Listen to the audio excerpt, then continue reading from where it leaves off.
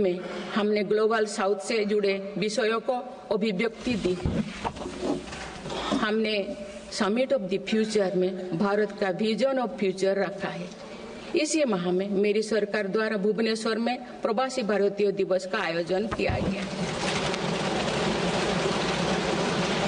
प्रवासी भाई बहनों के सुविधा सहूलियत हमारी प्राथमिकता है। इसीलिए 6 नए दूतावास और 4 नए वाणिज्यिक दूतावास खोलने का निर्णय लिया गया है।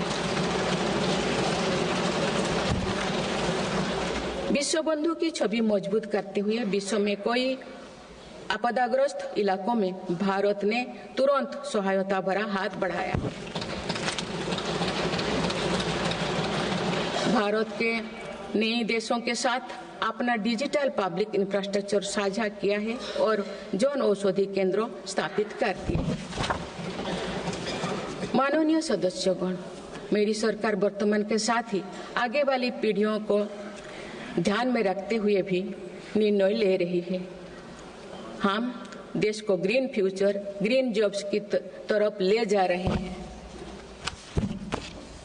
2030 तक 500 gigawatt non fossil fuel energy क्षमता के लक्ष्यों को प्राप्त करने की दिशा में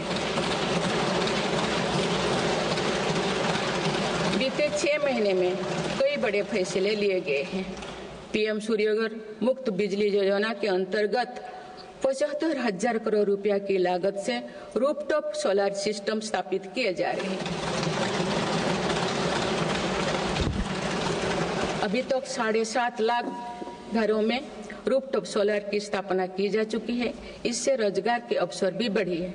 राष्ट्रीय ग्रीन हाइड्रोजन मिशन के तहत 8 लाख करोड़ रुपए के निवेश और 6 लाख से अधिक रोजगार का सृजन होगा। हम परमाणु ऊर्जा का विस्तार करने पर भी तेजी से काम कर रहे हैं। मेरी सरकार वाहन स्क्रैपिंग पॉलिसी लाई है ताकि पुराने वाहनों का वैज्ञानिक तकनीकी से निपटारा हो और इससे भी रोजगार के नए अवसर सृजित हो। इसी क्रम में विश्व पर्यावरण दिवस 2024 पर एक पेड़ मां के नाम अभियान प्रारंभ किया गया।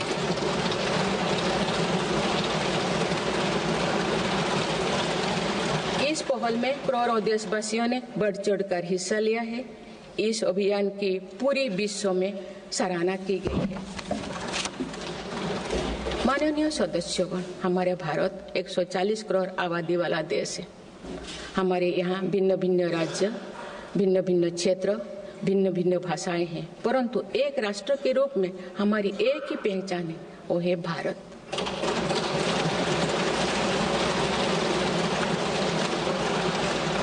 हमारा एक ही संकल्प है, एक ही लक्ष्य है, विकसित भारत।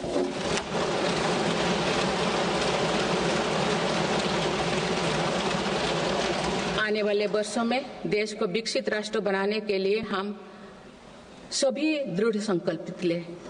इस संकल्प में देश के शहीदों की प्रेरणाएं हैं, पूज्य बापू के मानवीय आदर्श है और सरदार पटेल जी जैसे माँ भारती की संतानों द्वारा हमें दिलाई गई एकता की शपथ है।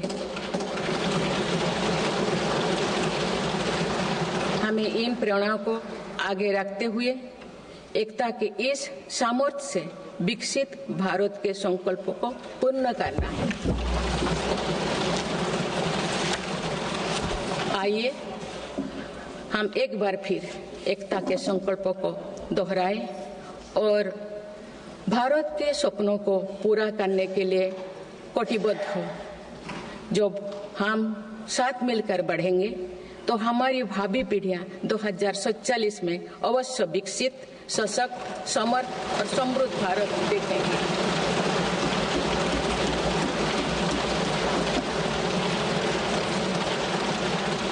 आप सभी को बहुत बहुत शुभकामनाएं। धन्यवाद। जय हिंद, जय Bharat.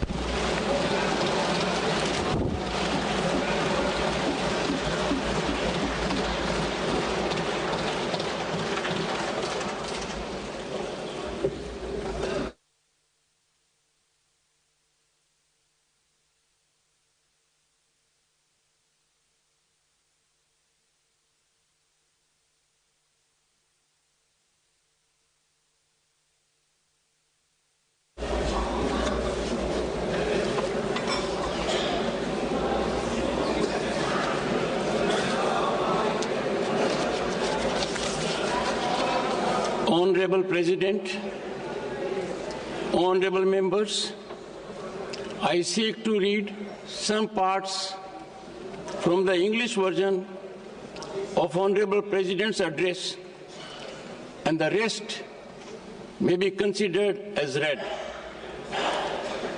Just 2 months ago, we celebrated the 75th anniversary of adoption of our Constitution, and only a few days ago, the Indian Republic completed 75 years of its journey.